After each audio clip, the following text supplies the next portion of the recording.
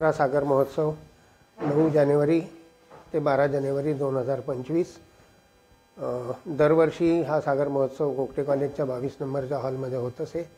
यावर्षी तिथे रिनोव्हेशनचे काम सुरू असल्यामुळे मत्स्य महाविद्यालयामध्ये त्यांच्या सेमिनार हॉलमध्ये होणार आहे। 4 दिवसाचा महोत्सव, भरपूर विविध माहिती आणि फिल्म्स, त्यानंतर सकाळी पुळणी समुद्रावरती अभ्यास फेरी, संध्याकाळी खडकाळ समुद्रावरती अभ्यास फेरी आणि चौथ्या दिवशी मॅनग्रूव्ह म्हणजे खारफुटीची अभ्यास फेरी होणार आहे। मोठे मोठे लोक येणार आहेत। प्रमुख पाहुणे म्हणून डॉक्टर के काथिरेसन, जे जगातले 2 नंबरचे मरीन बायोलॉजी सायंटिस्ट आहेत, ते प्रमुख पाहुणे म्हणून येणार आहेत। नो ओशन नो लाईफ असा त्यांचा एक पहिला ॲड्रेस होणार आहे। आणि नंतर बरीचशी लेक्चर्स आहेत नॅशनल इन्स्टिट्यूट ऑफ ओशनोग्राफीतर्फे 3 लेक्चर्स आहेत। त्यानंतर हवामान म्हणजे IIMT ट्रॉपिकल मेट्रोलॉजी त्यांच्या इन्स्टिट्यूटमधनं डॉक्टर मेधा देशपांडे म्हणून येणार आहेत। त्या अरबी समुद्रामध्ये हल्ली वादळांचं जे प्रमाण वाढलं आहे ते का वाढलं आहे आणि क्लायमेट चेंजबद्दल बोलणार आहे। त्यानंतर आपल्याकडे डुगॉंग म्हणून एक मोठा समुद्र गाय ज्याला आपण म्हणतो मराठीमध्ये, ती एक्सटिंक्ट होत चालली आहे। तर तिच्या संदर्भात आता रिवायवल प्लॅन्स काय आहेत याबाबत प्राची हटकर म्हणून वाईल्ड लाईफ इन्स्टिट्यूटच्या आहेत, त्याच्या संदर्भात बोलणार आहे। पुण्याचे एक सिनियर प्रोफेसर आहेत, प्रोफेसर के घाणेकर, त्यांचा गड, किल्ले आणि बायोडायव्हर्सिटीवरती मोठा अभ्यास आहे। तर त्यांचा समुद्री किल्ले आणि त्याच्या भोवती असलेल्या परिसंस्थेवरती एक लेक्चर होणार आहे।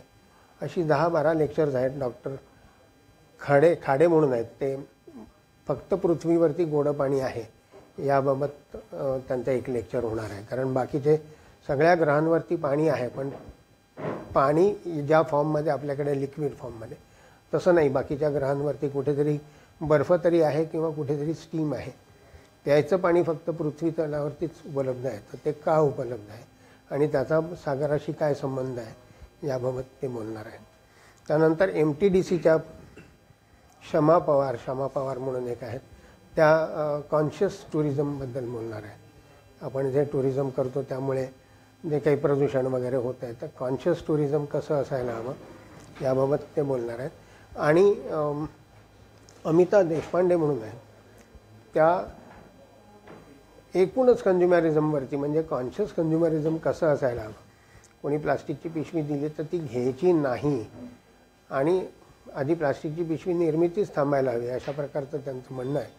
तर त्यांचं एक कॉन्शियस कंझ्युमरिझमवरती।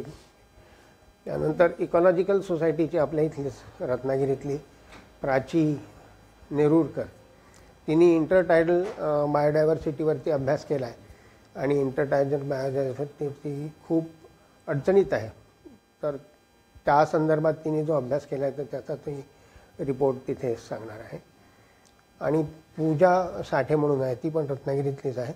आपल्या समुद्रामध्ये मरीन पोल्युशन जे होतं म्हणजे तेल वगैरे जे बोटींचं बदललं जातं आणि ते सांडतं, त्याच्याबद्दल ती बोलणार आहे। त्यांनी खूप अभ्यास केला आहे, किती प्रमाणात तेल सापडतं आणि असा सगळा अभ्यास करून आता ते तेल विकत घेण्याची व्यवस्था आपण प्रत्येक लँडिंग साईटवरती करतो आहे।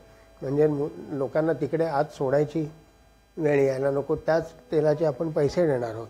त्यामुळे ते एक लेक्चर आपण अरेंज केलेलं आहे। अशी 10 वेगवेगळी महत्त्वाच्या विषयावरती लेक्चर्स आहे।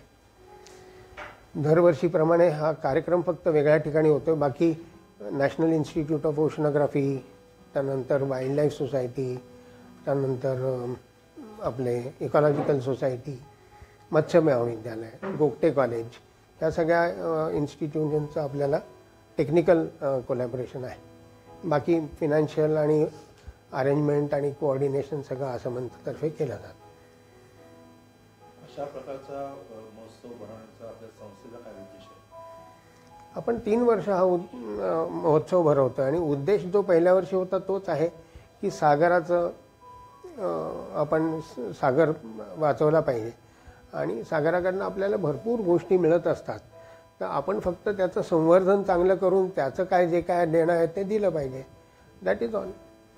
आपणच त्याचा खूप त्रास देतो आणि एकूण जर बघायला गेलं तर प्रलयांकित होणार आहे पृथ्वी म्हणतात म्हणजे काय, तर शेवटी सागराकडनंच होणार. तुमच्या माझ्या हातात ती ताकदच नाही आहे. रत्नागिरीमध्ये सर्वाधिक मच्छीमार आहेत शहरामध्ये, तर ते त्यांना या कार्यक्रमामध्ये निमंत्रण असेल काय? जास्तीत जास्त मच्छीमारांमध्ये सुद्धा जनजागृती व्हावी यासाठी काही आपल्या संस्थेतर्फे उपक्रम काय आहेत का? कार्यक्रम सर्वांसाठी खुला आहे आणि विनामूल्य आहे. आपण निमंत्रण सगळ्यांना देतो, यायचं आहे. आता वेगळा एफर्ट जर काही करायला हवा असं तुम्हाला वाटत असेल तर आपण मच्छीमारांसाठी एक वेगळा एफर्ट करू. त्यांनी यायला काहीच हरकत नाही. पण काय होतं मला माहिती नाही, पण somehow I don't know if you are taking that recording, मला ते बरोबर वाटत नाही ऑन रेकॉर्ड बोलायला, पण बुजतात, येत नाही.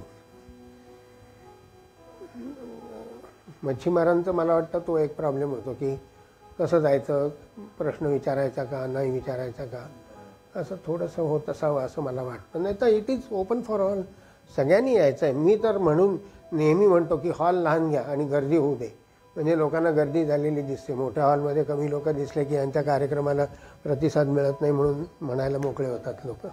गेले 2 वर्षाचा अनुभव कसा आहे या महोत्सवामध्ये? खूप छान, खूप छान. आमचं म्हणणं असं आहे की 2 जरी लोकांनी समुद्रावर गेलेलं असताना कागद टाकला नाही तरी सुद्धा खूप झालं. आपल्या हातातला रॅपर तिथे टाकला नाही तरी सुद्धा खूप झालं. कारण ultimately it all goes to C.